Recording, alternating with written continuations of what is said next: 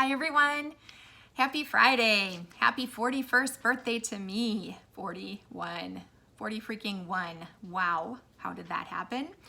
But I wanted to make a video today to document the beginning of this next trip around the sun. Oh my goodness. The world is in chaos right now. It is in turmoil right now. Like I can't even. Between the last few months with sheltering in place due to the coronavirus pandemic and the way that that has turned our lives upside down, to now, more recently, the death, the murder of George Floyd up here in Minnesota, and the riots that have ensued. Wow. Like the world, oh my goodness, just going crazy. I'm afraid to even begin to wonder what is next for fear that we'll find out. Anyway, wanted to talk a little bit about some of these issues. This has had me thinking and talking to people that I love and people that I respect, their opinions, and has me praying a lot for guidance as to where do we go from here after this? Like we have to do something. Where do we go? As a white woman, I am becoming increasingly aware and uncomfortable of my privilege in ways that I never have before. I vaguely remember some of the feelings and the discussion following the Rodney King incident back in the 90s, but I was so young then and so unaware, not that that excuses things, but just it's a different world. I'm at a different mentality than I was then, and just, yeah, this has got me captivated. The murder of George Floyd has really stirred something in me, and I know many others as well.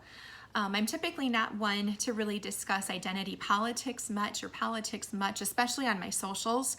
I may discuss this stuff with my husband, my family, maybe a few close friends, but even still political discussions are not usually our hot topics. It's typically makeup and sex and what else is going on in our lives, things like that. It's typically not this heavy kind of stuff, and maybe that's been my mistake.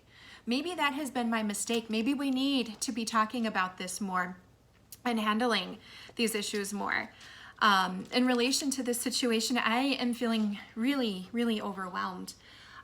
The video of this man's murder is hard to watch. I couldn't even watch it the first time I saw it. I could not watch it through the first time. I did end up watching the entire thing with my husband by my side. But the video of this man's murder is hard to watch. I'm honestly shocked that it has not been taken down off of the internet at this point. As a nurse practitioner with 19 years of experience, including both in critical care and emergency care, I have seen people die. I have cared and seen people in extremis. And there's really not much more than somebody who comes in gasping for air, saying, I can't breathe, seeing the fear in their eyes and their impending respiratory failure that sparks people to quickly spring into action to help. And the officer who killed George Floyd for forgery, for passing a phony $20 bill, was arrested today for his murder. Murder in the third degree and manslaughter with maybe more, hopefully more charges to come, but not before the riots happened here in Minnesota. But wow, my goodness, as a Minnesota resident, I am deeply saddened by all of this. So sad that a man lost his life, was killed for something so petty. And like, did he even know that he was passing a phony $20 bill, that bill was counterfeit? I mean, we may never know. I don't know. All I do know is in talking with my mom earlier this morning, this is actually kind of funny in a way, although sort of spooky a little bit now, and makes me kind of even question, wow, why was this not such a big deal back when this happened? But we had gone to the gambling boat and she had won, was given a $20 bill from the cashier at the casino, and then decided, oh, I'm going to play a little bit more, and goes to put the 20 into a machine, and the machine is not taking it. Well, lo and behold, it turns out it was counterfeit. She didn't know. The cashiers who handle money all day, every day at the casino didn't recognize it at first glance as a counterfeit bill. Like, I mean, just crazy. Like, did he even know? Oh my God, over something so petty. And I'm sad that somebody who promised to serve and protect killed this man for something like this. I'm sad that this man, he was fully cooperative. He was fully restrained.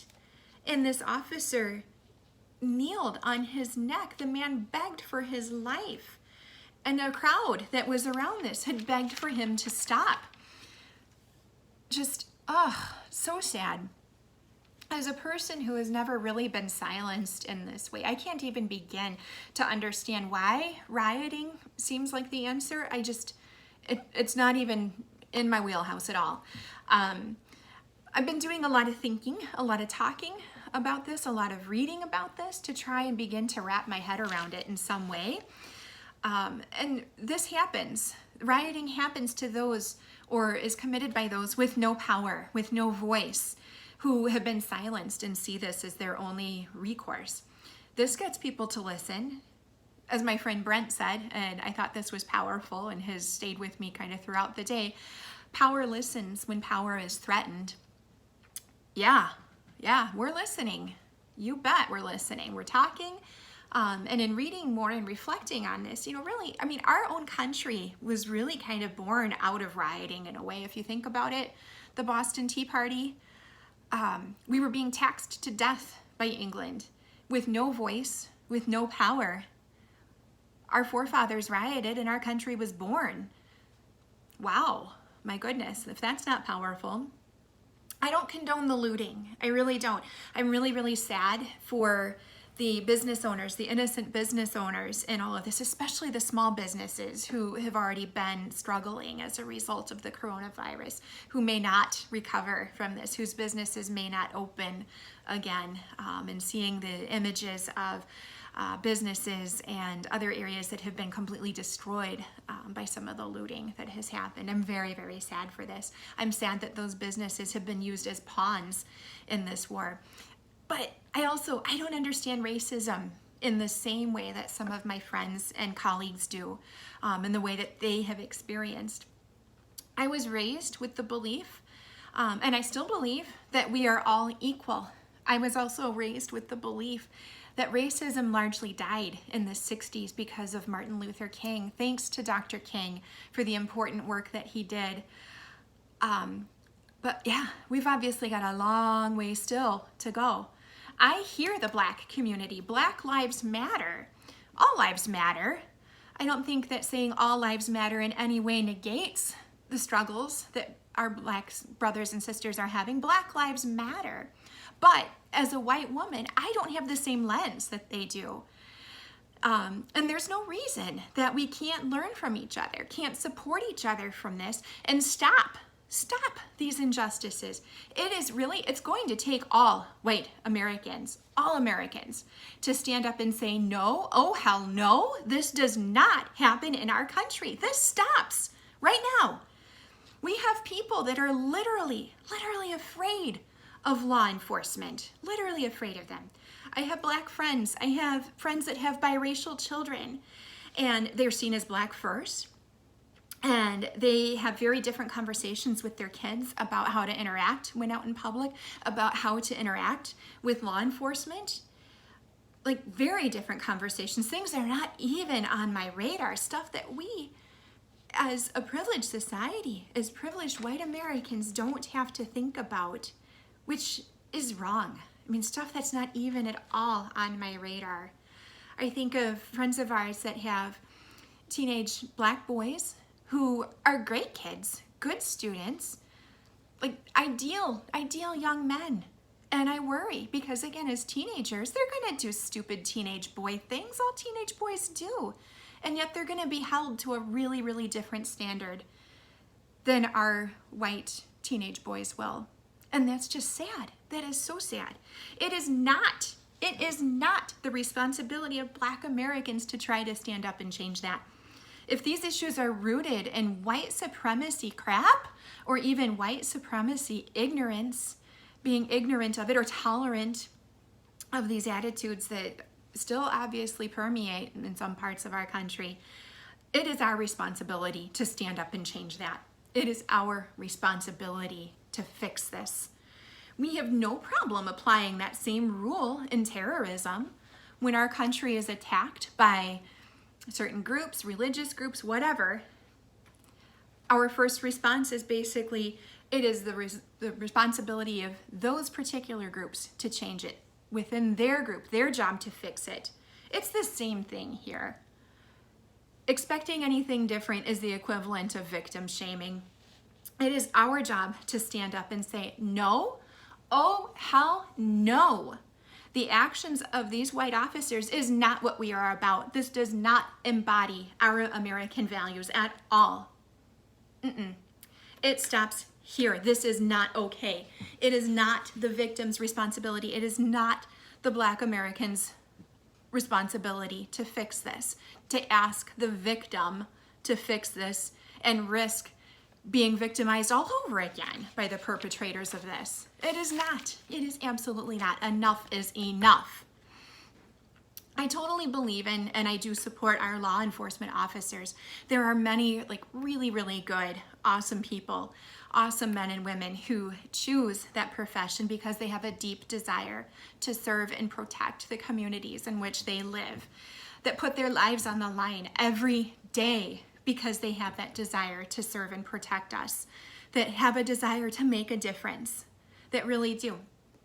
And I know many of these good officers are probably even more pissed off about the actions of some of these terrible officers than anybody else.